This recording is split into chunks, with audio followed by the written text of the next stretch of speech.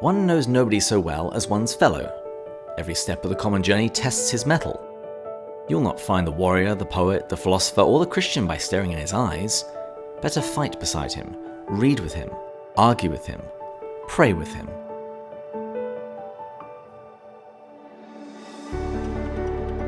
This is Pints with Jack, Season 5, Episode 17, The Four Loves, Our Friendships.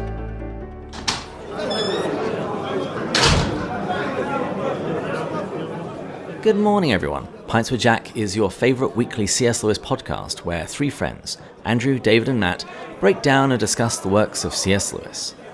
This season, we're talking about love, slowly and deliberately working our way through The Four Loves, the book where Lewis writes about affection, friendship, romance and charity. And today is another special episode. When we finished the previous chapter on affection, Matt and I interviewed people with whom we share storgy love. Matt interviewed his friend Christian, and I interviewed my mother and my son. And today we're going to be doing the same thing with philia. Matt and Andrew are going to be interviewing those with whom they share this love of friendship. To kick things off, we have Andrew.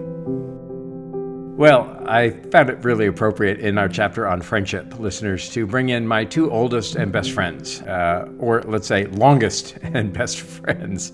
I have more gray hair than both of you combined. I wonder what Miss Clairol is doing for you all. So I'm pleased to welcome to the podcast Eddie Burhans and Barry Dixon, both joining us from California, where we grew up together.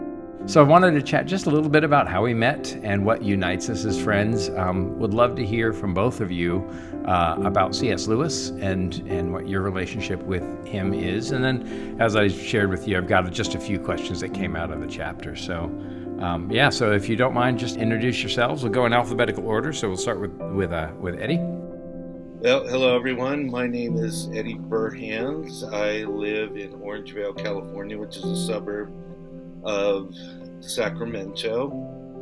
I am a high school teacher. I work with mostly 10th graders. I'm a special education case manager. I have a bachelor's in history. I have a social science teaching credential, special education teaching credential, and a master's degree in special education. And I attribute my excellent writing skills to my good friend Andrew Lazo. I returned to college as an adult. I suffered from extreme writer's block, and he was a kind enough friend to spend hours and hours on the phone teaching me and coaching me. And he did such an excellent job that by my junior year in college, I was almost writing completely independent of his eyes on any of my work. And teachers were asking me for copies of my papers as models for their classes. So did an excellent job as a writing teacher for me. Andrew and I met on the first day of high school, 1980, in Spanish class. And we just gravitated to each other, and we have been friends ever since. Yeah.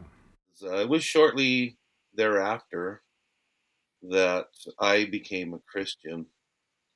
And somewhere in my 20s, I was introduced to the work of C.S. Lewis, could be through Andrew's influence. And I got addicted for a while.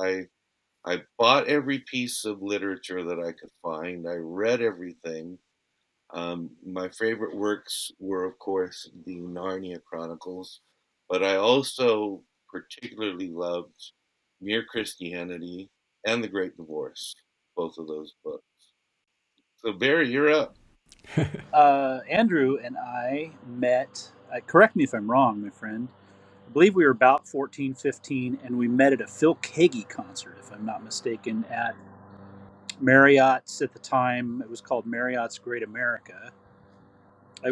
We formed our friendship where Eddie and I, where we are all formed our friendship, which was at our first job.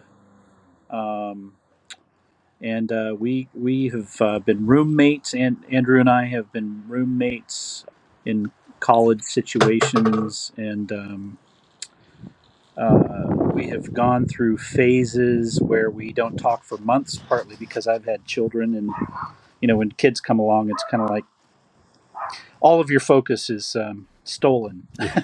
Yeah. And maybe that's just the way of things. Maybe that's just kind of a natural Mm-hmm.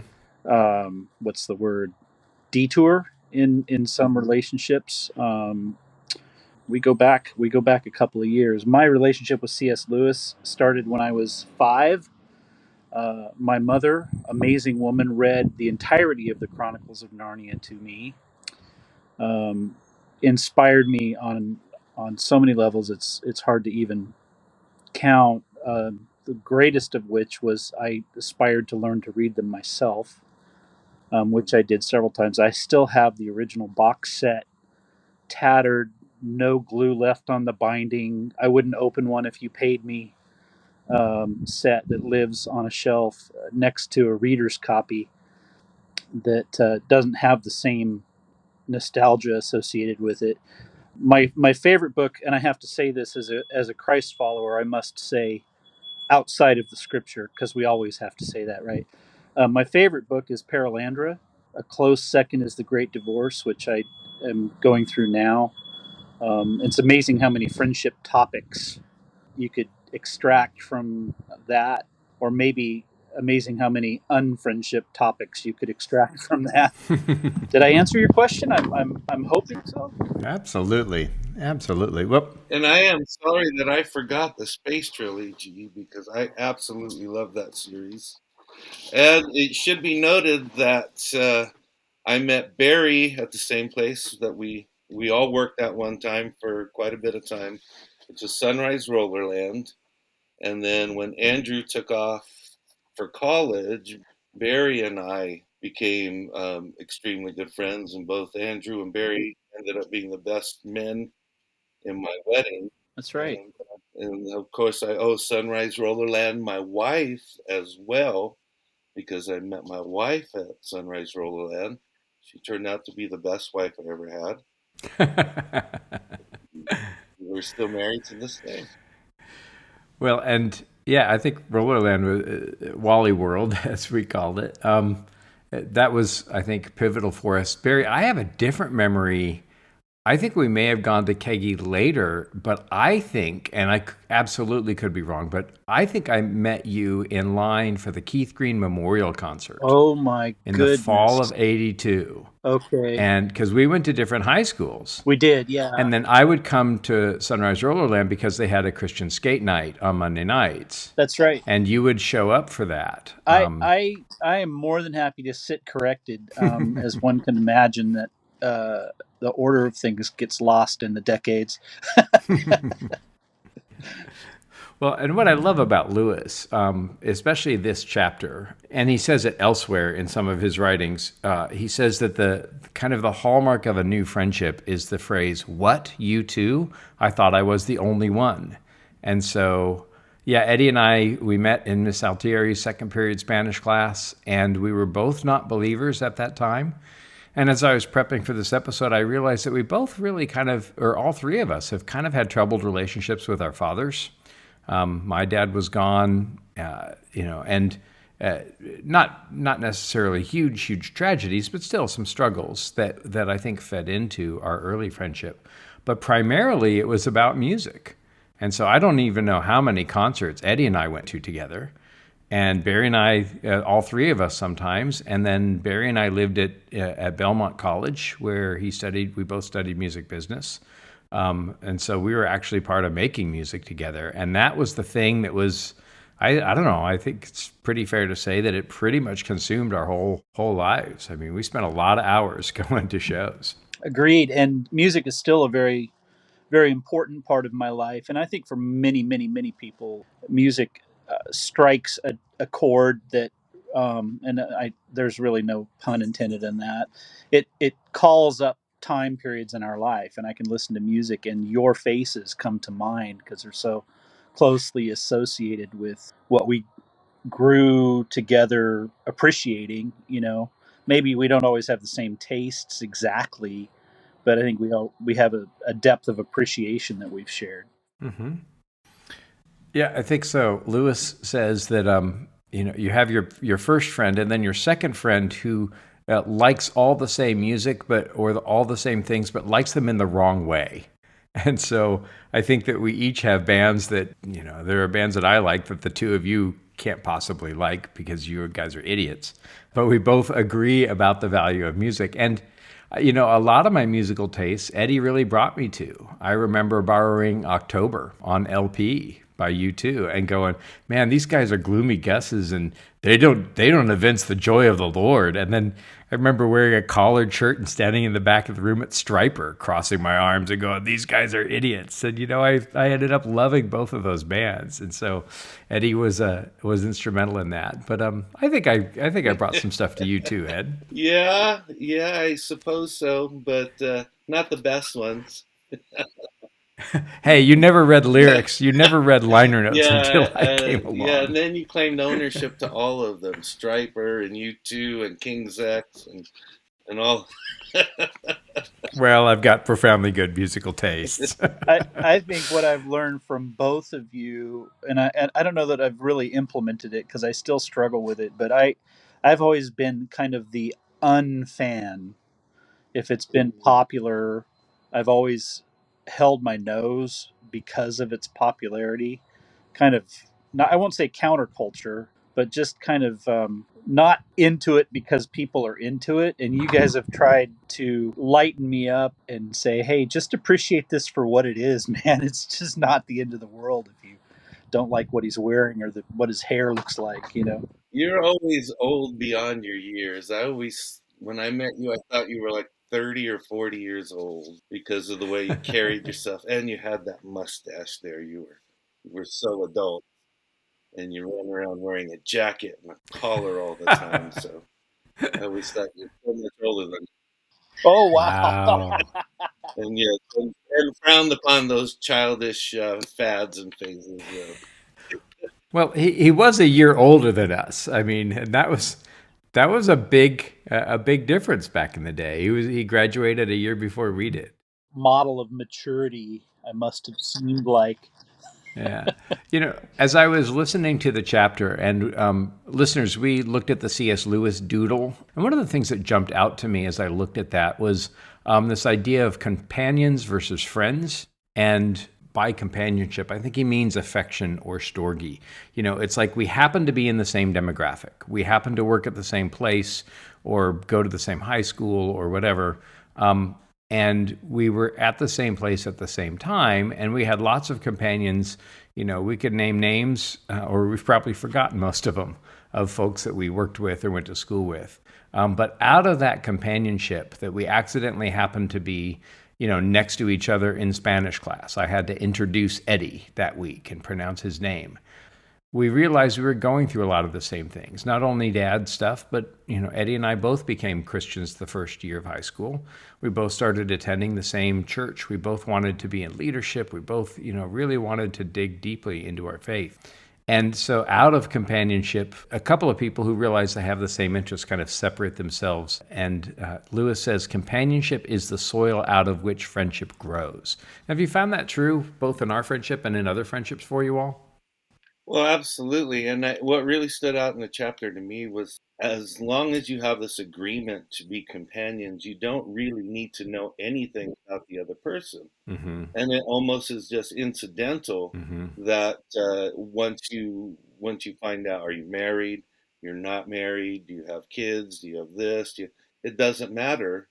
You've just agreed to be companions and to establish that friendship. Mm-hmm. And even if some of those interests or commonalities aren't there, it's just a by the way, because what matters most is that you've agreed to be companions. Lewis says that friends stand shoulder to shoulder looking at the same thing the same way. Right. And they don't really talk about their friendship the way lovers talk about their romance. Although I think that intimacy with all three of us and with really true friends, I think that intimacy develops over the years because if this person loves this thing I love so much, they must be safe. And maybe I can risk sharing some intimacy. It's kind of what happens with Lewis and Tolkien, where they realize they love Norse myth. And after a couple of years of reading Norse myth together, Tolkien takes a risk and shows Lewis his poetry, which turns into The Lord of the Rings, and that kind of move of intimacy. And Lewis responds the next day praising this poem. And then a couple weeks later, he responds with 14 pages of criticism. And Tolkien loved both. And instantly, Tolkien went from what Lewis called the second rank of my friends to being part of the first rank. And so I think that intimacy kind of grows after a while. So that shoulder to shoulder thing, I think is really important because we're just kind of focused on the same thing, and then it becomes safe. And I think that's how a friendship relationship, at least with me and with us, has developed. I like your use of the word safe. My wife and I will talk about getting together with Eddie and Dina, and one of the joys of that for us is that it's not an energy draining experience. It's a mutual. Um, I don't. Mm-hmm. I guess I could say appreciation for each other for the group. There are those that you can get together with where you walk out of the room or you walk out of the house and you just feel like you've lost a bar fight. It's not necessarily that harsh words are exchanged, but there's just this lack of commonality, maybe. Preparing to talk to you guys today, I was thinking about, sadly, about fizzled friendships. And I had a friendship from the same time period that the three of us met that has fizzled to the point that I don't know how to even reach this person.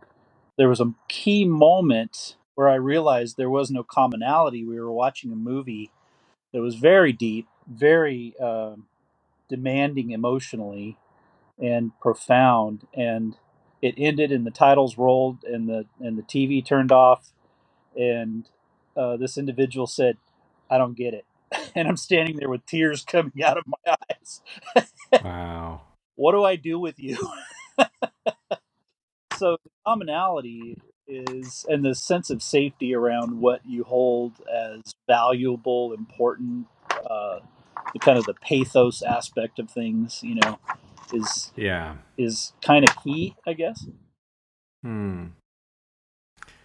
I think the word familiarity, too, if you really push that to its roots, and some of this comes from the kind of troubled family that I grew up in, but for years you guys were my only family. In whatever sense that word has any meaning, I'll always consider you family. And certainly Eddie, in years when I was single living in Sacramento, spent a lot of Thanksgivings together, picked me up for a weekend, and hang out with the kids, or, Felipe's Mexican food and Star Trek or whatever it was. And whenever I talk about that, I always refer to this one incident where I was away at college. I came home a couple of years out of high school. And Eddie, you and I were driving around over by Birdcage, and we had this exact conversation. I said, "Hey, do you think we should?" And you said, "No, not right now." And I said, "Yeah, you're probably right."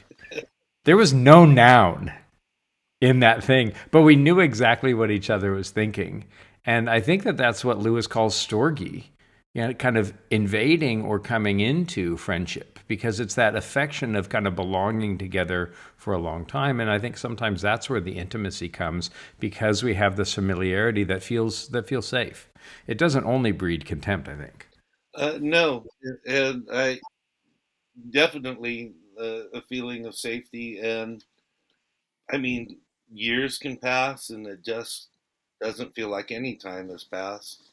And we just pick up exactly where you leave off, Mm-hmm. as it was yesterday, or just like asking, "What did you do yesterday?" Yeah, man, there's a lot of deep memories going back. We both came from broken homes, and I always have, I still have a lot of trauma related to my home life and my family life. And I recall you being the only person I ever met who I felt actually had it worse than I did. I did. I did have it worse. Well, that's Yeah. quite a match there, fellas. But my heart always went out to you for that. But then I think that another thing besides all of that, what we had together was this incredible experience of the grace of God and the love of God and the development of ourselves as young men by the Holy Spirit in sometimes kind of traumatic relationships. I remember that one of the things I think that kind of brought us a little closer, Barry, is when your father passed away, and that was a tough time for you and your faith, And we stood together, we stood with each other. Yeah, Lewis says friendship makes, and I'm paraphrasing. Friendship makes one braver, kinder, piouser, crueler, and prouder. Hmm. And I think having both of you as friends during that time, trying to think of the word, it was like crutches. Hmm. If you're broken in a car accident, you guys were crutches for me to get around, that allowed me to navigate life for many, many months. It's hard to say how long, but without that friendship, it's like I don't even know if I could have gotten up. Well, and not long after that, I went to Spain and spent some time with my father. And I was so worried about the two of you because there were lots of times it was three of us, but there was a lot of time where it was just either of the two of us. Yeah. And so I remember when I left saying, okay, you guys need to take care of each other. And I still have somewhere in a box that cassette that you all made while watching Late Night with David Letterman. And you sent to me in Spain, and that was a lifesaver. And then when I came back, that was the period where you met Dina, Eddie, and the two of you got close, and that was gratifying for me. It's what Lewis says, and I'd love to hear your opinions about this. He says, friends are people who care about the same questions, even if, and sometimes because, they don't agree on the answers. Elsewhere, he says, when one has read a book, I find there's nothing so nice as discussing it with someone else, even though it tends to produce rather fierce arguments. And I think whether it's music or books or whatever, some of the arguments, in fact, have made our friendships. What do you think? Well, speaking of books, we've never seen eye to eye on Until We Have Faces, and Yet. You'll get there. Listen to our podcast. It'll help. and well, the only good thing about that is for you, I'll revisit it to go, well, maybe I've missed something, and then I revisit it and I go, I still don't like that book. And what am I not getting? And we've had many discussions about interpretations of literature or things that maybe be more simple minded, just don't see or don't get. But then Lewis, I think, has also opened the door for all of us to Tolkien. And that's been another point that we never would have thought about in 1982 or 83. But, talk a little bit about that. Fair enough. I grew up watching my much older, 15-year older sister read Tolkien, and was exposed to it pretty early, but only pretended to understand it. So I would say our love for Tolkien is, I would guess, between the three of us is, on par with love for Lewis's works as well. Maybe even slightly more playfully. I mean, the background on the wallpaper on my phone and my iPad and devices is Tolkien-based art that my daughter has done for me, and my keychain is hobbits. And you walk into Eddie's house, and obviously there's plenty to see there. So there's a fun, playful nature that his work brings, I think, to our friendship that uh, Jack may be a little bit more on the slightly more serious side much of the time. Yeah. Yeah, and I suppose I would say the foundation for me getting addicted to the Lord of the Rings was the fact that you purchased that for your godchildren, my boys, and it was sitting on the shelf. And I remember that a lot of you more academic guys in high school, I was more of a jock, would read it, and I thought you were a bunch of nerds We into were. that and deciphering runes and whatnot. And I had a substitute job one time where I had absolutely nothing to do and I had to be there for a prep. and they had The Hobbit on the shelf. And so I picked up the book and started reading, and I got hooked. And then I remember Andrew bought the series for my kids. So I went home and I picked it up, and I'm in my late 30s, and I read that straight through 10 times in a row. I forgot that I had gotten those for the kids. Didn't we went to bookstores together, didn't we?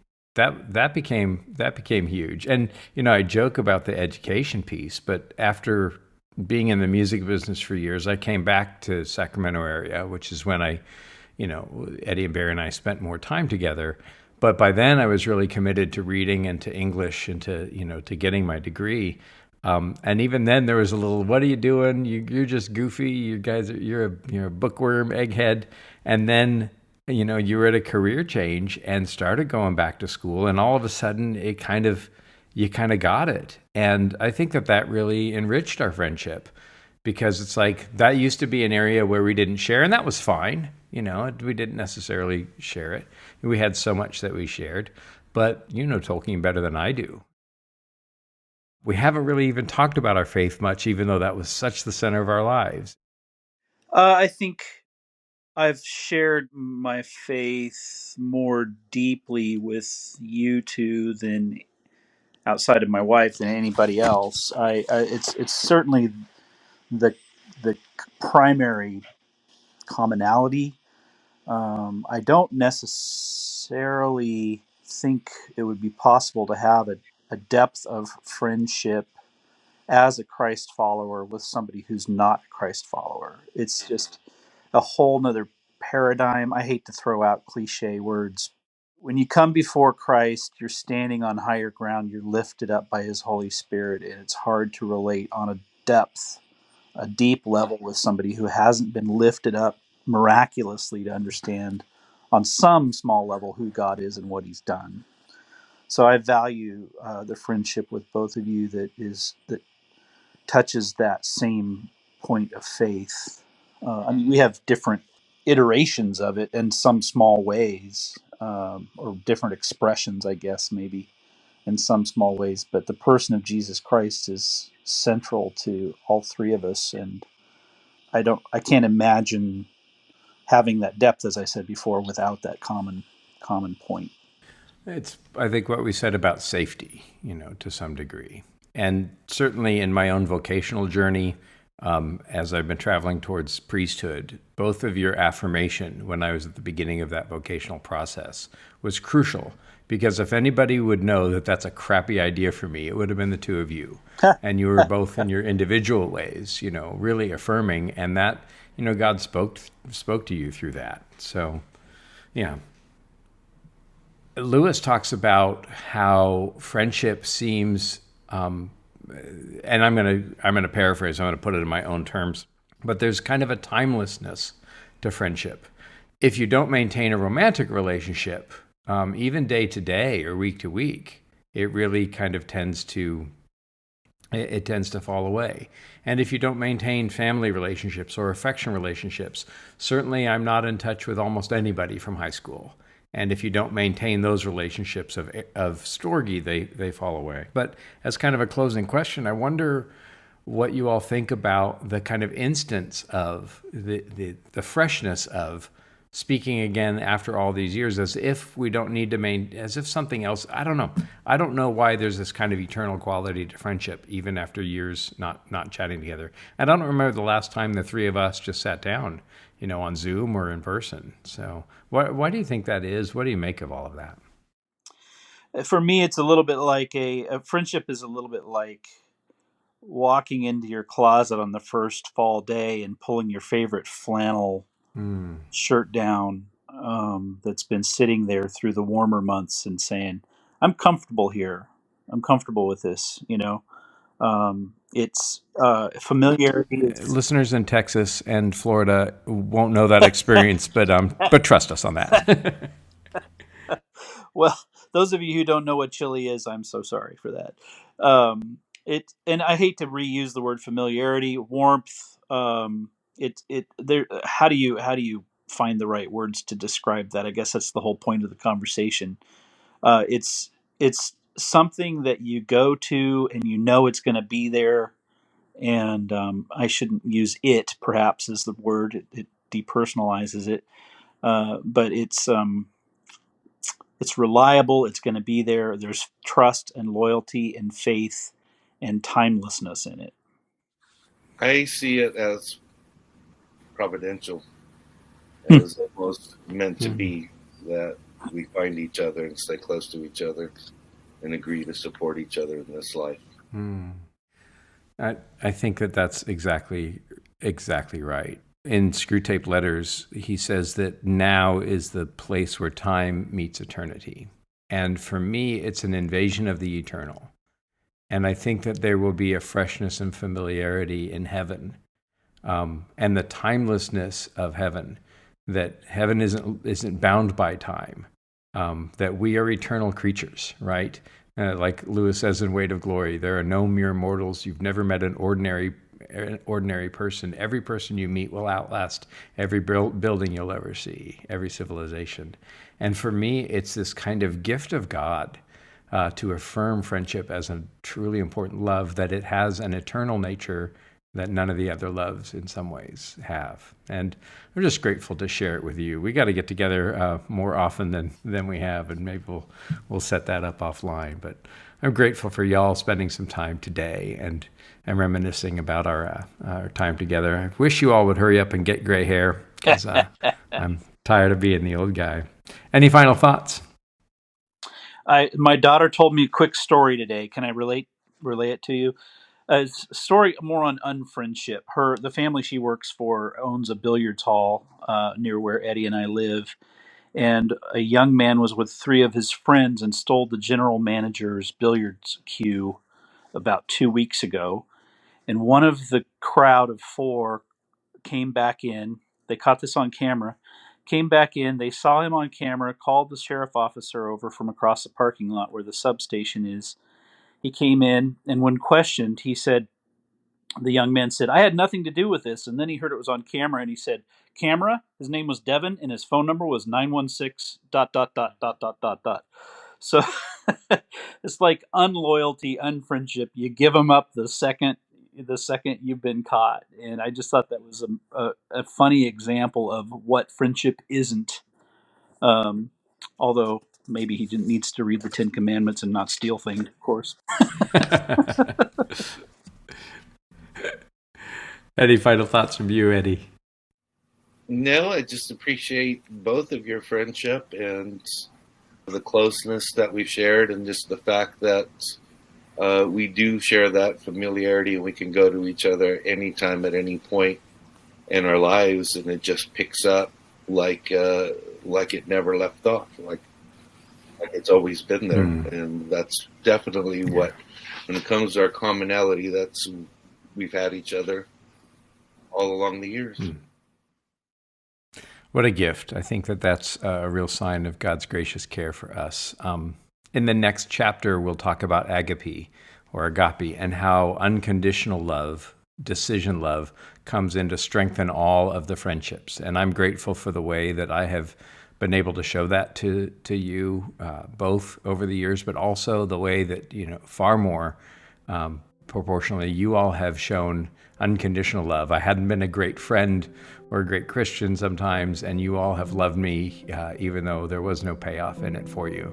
And that also is a sign of the divine invading all of our lives. And so, listeners, we hope that this will spur you to maybe call your old friends to love each other well, and to keep pressing on in the goodness and the gifts that God has given you, especially in all of these loves, especially your friendships. So with that, I'll tell you both that I love you, and look forward to talking to you soon.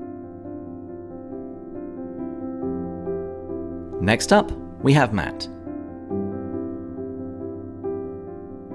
Friends, it is good to be back and on our friendship episode. And I know David will have already done an introduction for this, so I don't know if I will be having this conversation with my best friend over after Andrew or beforehand. But this is another one where we get to bring on someone very close to us and have a conversation.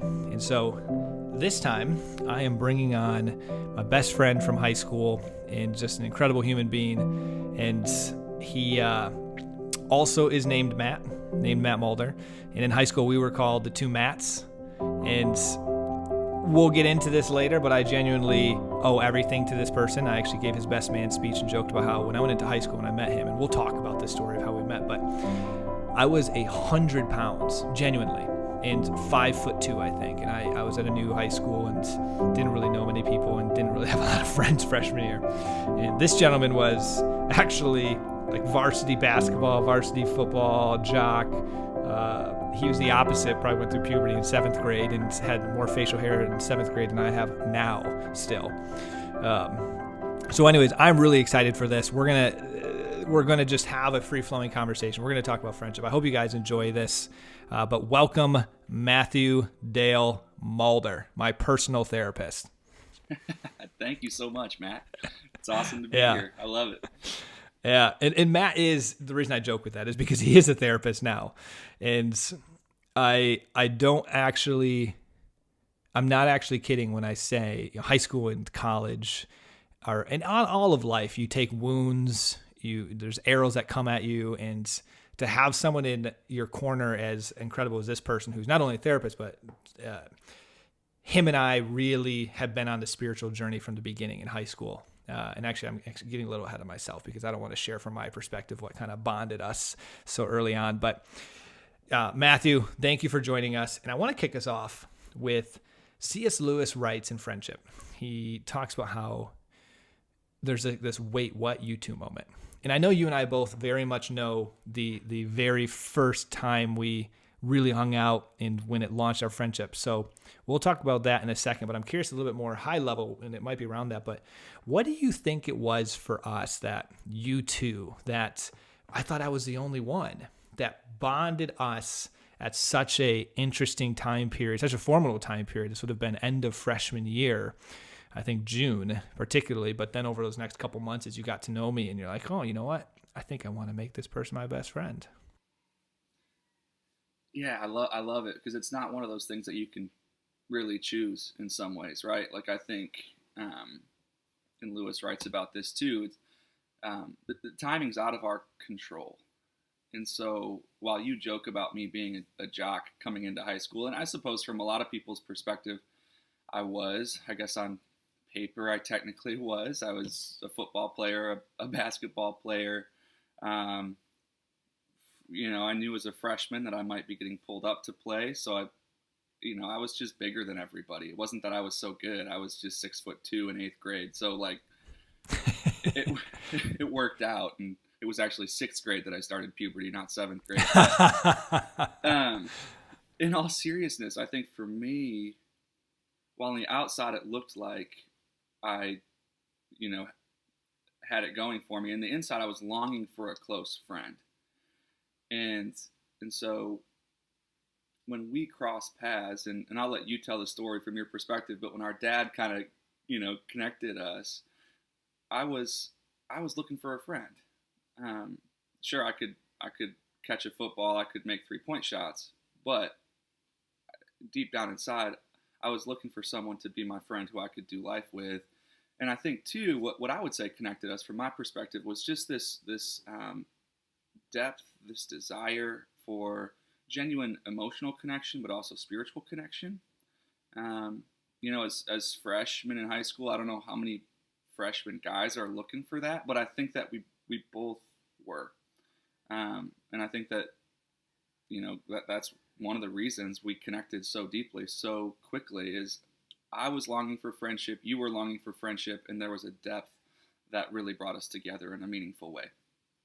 Yes, I agree. I'd second all of that. And in addition to that, I think we were very early on in trying to seek truth. Like we both grew up in a very Christian community and very Bible-focused community, but neither of you and I just take what we're told as truth. Like we have to explore it. And so you and I would honestly have lots of conversations. We were trying to figure out what truth was for us, both reading scriptural books, reading non-scriptural books, or non-theological books. And we would always read these different things like the Shack or Henry Nouwen and have these conversations, what does this mean? And I think you and I just really desired to connect with our Lord deeply, to connect with each other deeply, and to live intentionally and find meaning. Totally. And I'll just add, I think what was so fun, and we've joked about this our whole friendship, you tend to lean a little bit more towards the rational, logical, right? And I tend to lean towards the emotional, heart level. And so sometimes it's the differences in individuals that make them such good friends. And so we had this common core, right? This desire for truth. And we would wrestle like crazy because I would come at it often from probably too much of a heart level, right? Like, I'm a therapist. I'm afraid to say I'm probably a bit of a bleeding heart. And you would come at it from a rational, logical level. And just so everyone out there knows, Matt's a little bit smarter than me. Not much, but a little bit. Let's caveat one thing, though. Intellectual. You have a wisdom of people and an emotional intelligence that's far beyond anything. My mom and I joke because I like a year and a half ago, tried to find like a good therapist or counselor just to kind of work through some stuff. And then she's like, I'm like, I can't find anyone because I'm so used to Matt Mulder. There's not many people I take advice from. I just don't think they are necessarily super intelligent or wise. And so, yes, maybe intellectually books and facts and stuff, but you have an intelligence that is deep of human nature. Well, I appreciate that. And I just love that. I think a part of life, right? There are multiple stories in Scripture about the importance of wrestling, right? There was someone who wrestled with God and was blessed with a new name. And I think that as we were able to wrestle in those early years of friendship as a teenager, when you're trying to figure stuff out, when you're trying to find truth, it was just really fun. And we connected in such a beautiful way that way. And that's then where you just have to give thanks. Like that, there's no way that could have happened if it weren't for the way that my dad set us up. And I can let you tell that story if you want, but. Yeah, I'll keep it quick. But the one final thing I was going to say is, like, I remember even when we were in India, we were wrestling with, I actually think I was reading The Weight of Glory there. C.S. Lewis's The Weight of Glory. I think we were talking about the inner ring there. We were reading scripture. So Matt and I went to India for a month at Mother Teresa's place, or just shy of a month, and shared that experience together, which there's whole other stories there of getting lost in India, Matt getting scammed by an India cab driver 8 hours in the wee hours in the morning, filling up his car with gas, which is like essentially later. paying... Yeah, $100 later, which is essentially like paying for 50 cab rides. In the United States, like, oh, $50 cab, that's nothing. There it is. We won't go there. But yeah, when we met, it was your father had essentially said, "Matt, I think you would like this other Matt Bush person." And I genuinely... And he was a school teacher. He was my teacher. He was actually my dad's teacher too, just briefly. So. Yeah, I still to this day don't know what your dad saw. I mean, I still think it was pity, because I'm not kidding, guys. Sometimes people are like, "Oh, I was a loser in high school." Freshman year, I was a loser in high school. I mean, I remember one of the janitor, Bob. Remember janitor Bob? I was in a circle of the peers and some cute girls and stuff, and he comes up and he goes, "Little Matty Bush, we got to put some Miracle Grow on you." And I'm like, "Oh, this is not helping my case right now, Bob. Brutal. I know you mean well." Yeah, well, and you were the one, like the one Catholic kid coming from the Catholic school into the Protestant school, which it's probably not that big of a deal, but it's a new environment, and you're the only one, and the rest of us have been in school together our whole lives, so it was a tough go. Yes, and it was over ice cream, by the way, guys. I get a call on a cell phone, flip phone days, and it's literally Matt Mulder, and I pick up and I'm like, "Hello," because my voice had not dropped yet. And he asked if I wanted to get coffee or ice cream, and he had just gotten his driver's license. Matt's also very much on the older side in the grades. I think probably should have been a grade older. And so he had his driver's license before anyone else. I think there's one person that had it sooner than you. So he comes and picks me up and we grab ice cream. And that was the beginning of the friendship. Absolutely. Yeah. So I want to read some stuff to you. And I'm just kind of curious your thoughts, as Lewis talks so much about friendship. We've already talked about the you two moments between us. But what, from your perspective, he has this quote that says friendship is unnecessary, like philosophy, like art, like the universe itself. It has no survival value. Rather, one of those things which give value to survival. And he's really talking about in this book, The Four Loves, affection has survival value. If you think from an evolutionary perspective, family units were very important. Eros, to some degree, has survival value. You needed marriage, you needed to come together. But friendship, he argues, like, we didn't necessarily need it. It's not the same thing as companionship. It's not the same thing as hunter-gatherers going out into the world and doing that. It's like people coming together. And so I'm curious from your thought, if you agree with that, or if you have any thoughts around that, of like what friendship has meant in your life, and not just necessarily mine with you, but just in general relative to like family, relative to relationship with God, and in that role. Yeah, absolutely. I love that quote. I think I'd imagine, right, what you described it well, what C.S. Lewis is talking about. It's not actually about, practical, actual survival. I think that what he's suggesting is it's a gift. It adds value. It adds goodness. It adds grace to life. It's not about making it to the next day. That's different. But one of the things, and I'll just be honest with the listeners, right? Like, it took me, I had to start 3 masters to finally get my master's in counseling. So I am a seminary dropout. I will start by saying I'm a seminary dropout, so Matt can correct my theology if I'm wrong. But I find it interesting that when Jesus left this earth, he sent his Spirit to dwell in us. And so what you see, right, are tongues of fire above all the believers. And this is where maybe my theology gets a little murky, but what I think is that what Jesus was suggesting is, first and foremost, we're going to experience him through one another, because his Spirit's in us. We bear the image of God, right?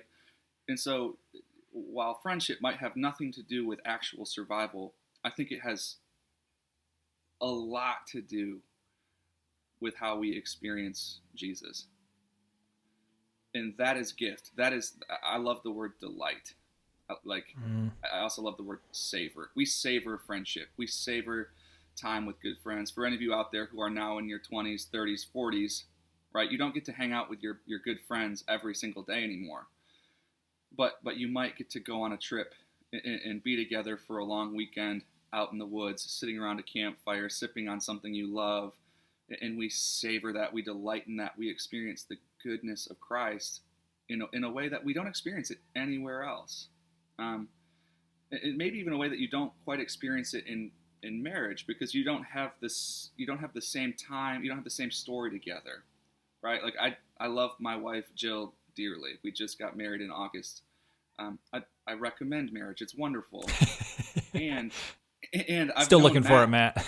Yeah, it'll come. And I've known Matt since I was a freshman in high school. And so we've had more story together. I've gotten to experience Jesus through him in ways that I haven't with anyone else. And so, I just think that's where friendship is incredible. We get to experience Jesus through one another in a way that's delightful and good, in a way that we can savor, right? When it's written in scriptures, taste and see that I am good. That speaks to friendship. And just, I think too, right? When Jesus first broke bread, when he first invited us to consider the body and the blood, he was with his friends. And so, we could play with that all day. But that's one of the things that I just think comes to the surface in what Lewis is talking about here. Is it about survival? No, but it's about something that's really, really, really important and really special, and something that makes the faith, so often faith isn't easy, isn't overly enjoyable. But in friendship, we encounter God through one another in ways that are delightful, tasty, savory, and good. Well, and that's probably why I think you're spot on with that, because Lewis argues in the chapter it's a very spiritual love. It's like an angelic love. That's why I like that you brought it to Christ. You don't see a bunch of like necessarily animals in like the true friendship way that we see human beings, because there is something divine about the friendship, very Trinitarian. And you see that with Jesus and the apostles and the closeness of that group and the friendships and the bonds. And so I think you're spot on with that. And I also like, because this segues into the next quote of Lewis's that I really liked, where he says, "The opinion of this circle, while I am in it, outweighs that of 1,000 outsiders. As friendship strengthens, it will do this even when my friends are far away. For we all wish to be judged by our peers, by the men after our own heart. Only they really know our mind, and only they judge it by standards we fully acknowledge. Theirs is the praise we really covet, and the blame we really dread." And so I was thinking about that last part explicitly, or specifically, when you were sharing that, because on this spiritual journey, it's the critique that I'm willing to accept. Like if you come to me and say, "Matt, over the last 12 months, I've just seen this happening in your life and just experiencing this, and I'm a little concerned," or "You just did this past weekend," and it's like, I'd take that seriously. If a stranger did it, I'm like, get out of here. We're not talking. Or the praise that I value. And I think friendship, you become the average of the 5 friends you're closest around. I mean, friendship is a really powerful tool towards sanctification as well. Totally. And I think, as a therapist, one of the things I always kind of hold close, I keep in mind, is that healing or growth happens when we are genuinely vulnerable with someone that we trust, with someone that we respect, with someone that we love, and then they hold us, right? They care for us, they love us, and so for that to happen in friendship is just a profoundly beautiful thing. And, I always tell people I take my profession seriously. I love what I do. I think that if we were better at friendship, right? Like if sin hadn't gotten the better part of friendship in this world, because it's hard. You talk to a lot of people, right? Especially a lot of older men. They don't have good friends. I think that's because friendship often takes work too, right? You can't just assume friendship.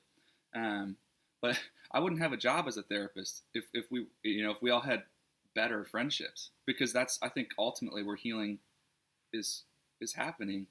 And that's something that we've experienced together too. When you talk about that critique, right, the way that I would talk about that kind of from my perspective is, there have been moments where I've just been hurting, or there have been moments where I've been lost.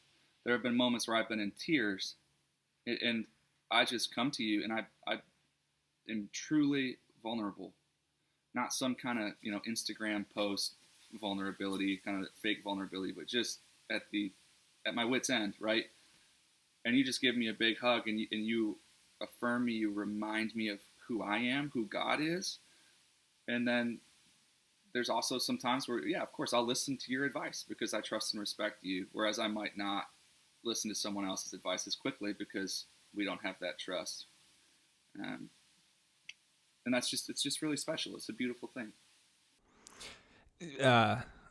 Friends, this is what I think it was a couple episodes now, David and I were talking about friendship in general as we're going through this chapter. And I mentioned how I'm probably more than the average person, as much as I'm rational, and you're correct with that. I'm also quite emotional at the same time. I kind of have them both. And you and I have always connected over that, where I've called you crying, I've called you overwhelmed, I've called you in a very like tender, vulnerable state, and you're always so good at receiving. And I love how you use the word held. Can you hold a person in that space? It's not just fixing. It's just, the fixing is honestly just being present. It's just knowing that despite these emotions, despite this feeling, despite this hurt, despite this pain, that someone's there for you, that someone's willing to sit in it with you.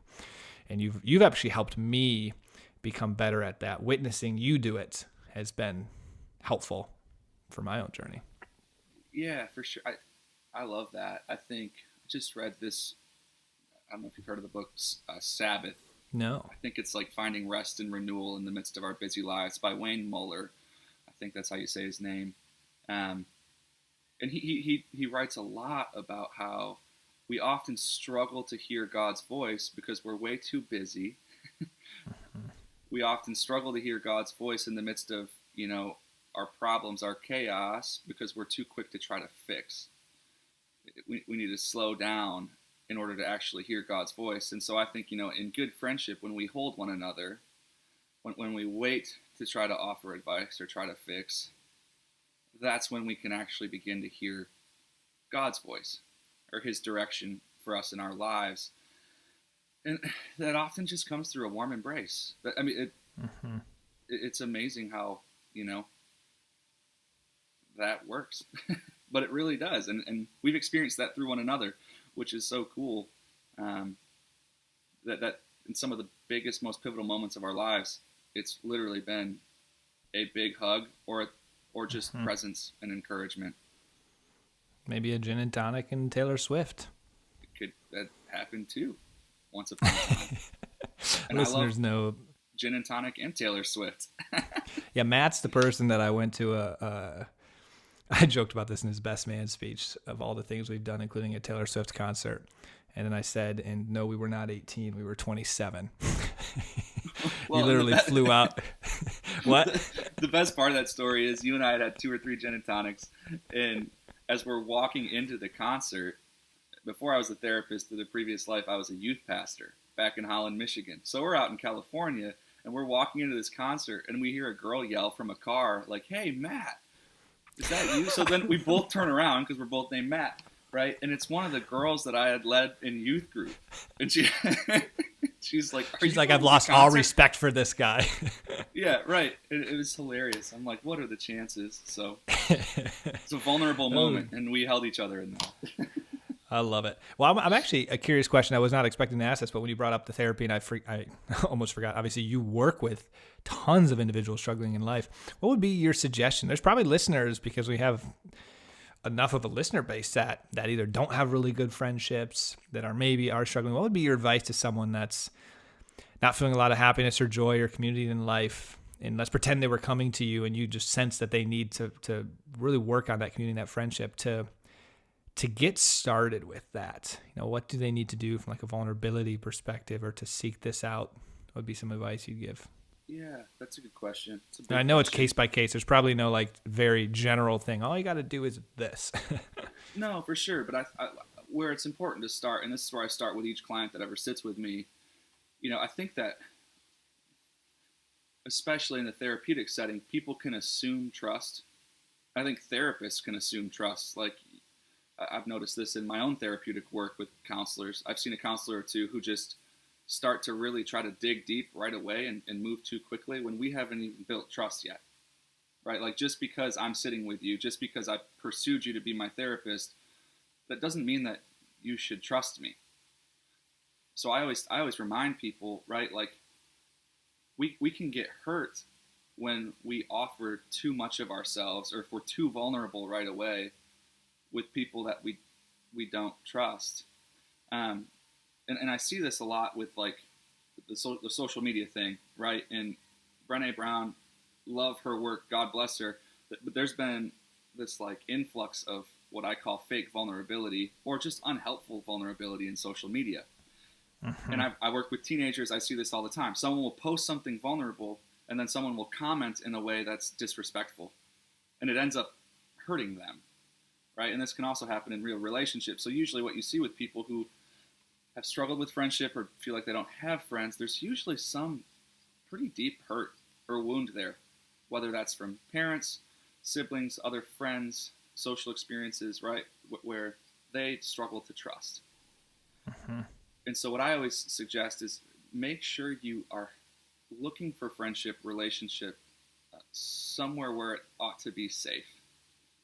My wife and I are talking a little bit about potentially moving somewhere for a little while. And it's funny because the first place that we would think about going in a new city is a church. By God's grace, church has been a relatively safe place for us in our lives. For most people out there, you can find a church that's a safe place. Not all are, but I think that safety and that trust is so important for somebody who's been hurt. And it's one of those things where I don't say, just tough it out, try harder. No, be wise, be smart. And then once you find a safe place, begin to risk opening up. Right? It is that what C.S. Lewis says. Friendship is born when you meet someone and you're like, oh my gosh, you too, you have that experience. And at the end of the day, we're just not that different, right? Like, I had a mentor once tell me, he pointed out a guy. We were sitting having lunch, and he pointed out a guy across the street, and he said, Matt, what do you think about that guy? And I looked over, and he had a mohawk about 1.5 feet tall, big gauges in his ears, tattoos up and down his arms, black baggy clothes. And I said to my mentor, I said, Ren, I think he looks really weird. and Ren just started laughing. He's like, thanks for your honesty. But then it got quiet, and Ren said, but Matt, he laughs just like you and I laugh. He cries just like you and I cry. And he wants to belong and be loved just like you and I want to belong and be loved. And so, for you, a listener out there, if you're struggling and if you think you're the only one, this is just a gentle reminder that anyone you come into contact with laughs, they cry, they want to belong, they want to be loved just like you and me. And that's that kind of vulnerable space with someone safe is where good friendship's born.